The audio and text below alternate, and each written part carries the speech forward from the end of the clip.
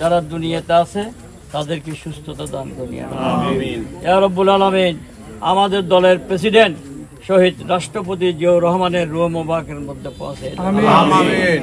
আরাফাত রহমান কোকর রূহ মুবারকের মধ্যে পৌঁছে দেন আমিন। ইয়া রাব্বুল আলামিন, আমাদের দেশনেত্রী বেগম খালেদা জিয়াকে সুস্থতা দান করুন আমিন। আগামী নির্বাচনে পার হওয়ার মতো ক্ষমতা দান করুন ইয়া রাব্বুল আলামিন।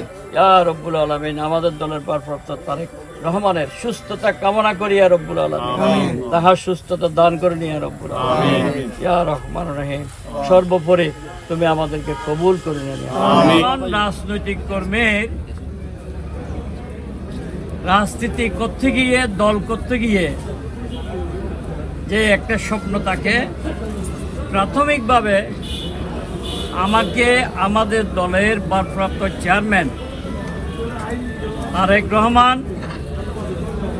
বিএনপি জাতীয় স্থায়ী কমিটি, বিএনপি সাংগঠনিক টিম, বিশেষ করে ফটিকছড়ির আফামর জনসাধারণ টিম যেদিকে গিয়েছে সব দিকেই তারা আমাকে সাপোর্ট করেছেন।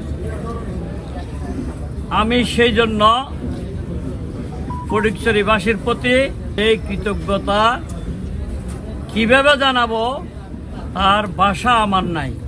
সুন্দরভাবে 300 আসনের মধ্যে আমার মনে হয় ফটিকছড়ি উপজেলাতেই সুন্দরভাবে সবাই সাদরে গ্রহণ করেছেন। এটা ফটিকছড়ির মানুষকে আমি আবারও মোবারকবাদ জানাই। আজকে ফটিকছড়ি বিএনপি ঐক্যবদ্ধ, আমরা সবাই আজকে থেকে ঐক্যবদ্ধ। আমরা আমাদের দলের ভারপ্রাপ্ত চেয়ারম্যান তারেক রহমান দানের শীষের প্রতি আমরা সবাই ঐক্যবদ্ধ। আমাদের মাঝে কোনো বিভাজন নাই, এটাই প্রমাণিত হয়ে গিয়েছে। এই ঐক্য ইস্পাত কঠিন ঐক্য, এটা আমাদের মাঝে অনেক সহায় করেছেন। তৃণমূলে একটা বিশাল বার্তা গিয়েছে। আজকে 300 আসনের নমিনেশন যখন আপনারা দেখবেন, কিছু কিছু ছাড়া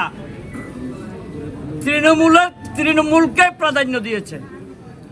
নাহলে তো আমি একজন নগণ্য বিএনপির কর্মী, আমি তো নগণ্য বিএনপির কর্মী হিসেবে আমার দলের ভারপ্রাপ্ত চেয়ারম্যান তারেক রহমান, এটা তো আমাকে দেওয়ার কথা ছিল না। আমি তৃণমূলের সাথে মিশেছিলাম, এই বার্তাটা ওনার কাছে ছিল, সেজন্যই তো আমাকে এই নমিনেশনটা দিয়েছে। ফটিকছড়ির কোনো কমিটি নাই, কিছু নাই, কিছুই দিতে পারি নাই। শুধু আলমগীর ভাই আপনি যেটা বলছেন সেটাতে আছি। এইভাবে আমার সাথে সবাই মিলে আমার সাথে থেকে আমাকে যে সাহস জুগিয়েছে, কত বড় বড়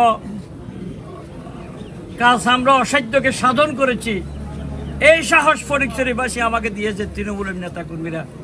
আমি তাদের প্রতি কৃতজ্ঞতা স্মরণ করে গত 18 বছরে গুম করেছেন, খুন করেছেন, শহীদ হয়েছেন জুলাই আগস্ট আন্দোলনে, তাদেরকে স্মরণ নির্বাচনের প্রচার ইনশাল্লাহ আজকে থেকে শুরু করে দিয়েছে।